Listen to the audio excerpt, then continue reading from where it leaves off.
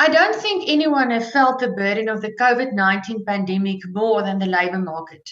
Primary employment creators like small, medium, and even corporate businesses have felt the devastating effects the pandemic had all over the world and in South Africa, which ultimately hit ordinary workers hardest at the end of the day.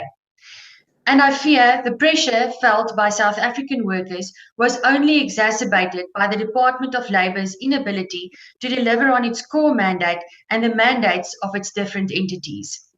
During a portfolio committee meeting earlier this week, ANC members of the committee vehemently defended the department's failure to deliver on its expanded mandate of employment creation, citing the pandemic as the reason. But the fact of the matter is that the Department of Labour and some of its entities have been failing workers long before March 2019. The Compensation Fund has been failing workers for 20 years.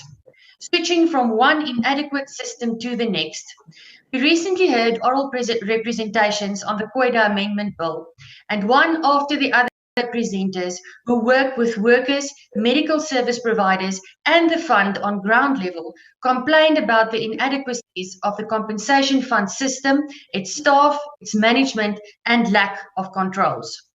There are workers who have been waiting for their claims to be paid for not only 2 or 3 years, which is already shockingly unacceptable, but also 16, 19, and 20 years. Yet the fund, the department, and ultimately those tasked to do oversight of these problems still choose to ignore these cries for help, to the detriment of workers everywhere, on all levels and in all sectors and industries.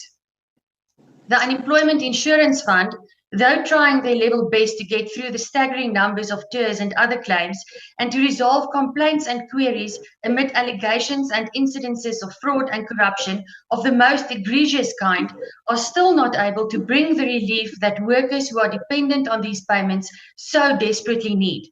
So many dependents, so many complaints. It is most unfortunate that budget cuts have been and will be negatively influencing the productivity of the CCMA even further.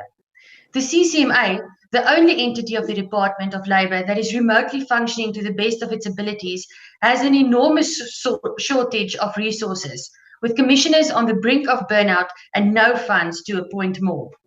The fact that the ANC government chooses to bail out failed state-owned entities that failed, mind you, due to their own poor management and corruption at the expense of workers in South Africa, instead of prioritizing the goal and purpose of the Labour Relations Act, renders their lamentations on the plight of workers empty and even hypocritical. Voorsitter, ek het al verskeie kere in hierdie huis gesê dat die privaat sektor die grootste werkskepper in die land is. Die staat moet 'n gunstige omgewing skep waarin die ekonomie en besighede van die land kan floreer om sodoende werk te skep en die inkomste agterstand van arm Suid-Afrikaners uit te wis. Die minister van Arbeid maak homself egter steeds keer op keer skuldig aan sondebokpolitiek waar hy die privaat sektor die skuld gee vir die regering se mislukkings. Hierdie einste teorie word ook as regverdiging vir strenger SCB-wetgewing gebruik, wat die ekonomie nog verder sal strem. Ek is nie seker of die ANC nie aldag verstaan wat die skep van 'n gunstige ekonomiese omgewing behels nie, en of hulle net uit verskillende monde praat en die plot heeltemal verloor het nie. In an answer to my follow-up question to the Deputy President on Wednesday, he said, and I quote, that governments all over the world should create the necessary environment so that the economy can thrive, people can find jobs, supporting small, medium enterprises and supporting companies so that they can produce goods and services and they can employ people. It seems the ANC does not practice what it preaches.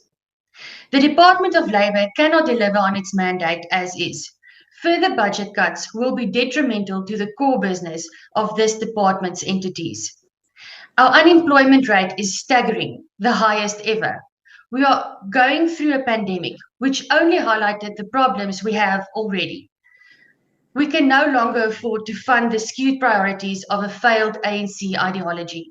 We must focus the resources we have left on the workers and work creators of our economy.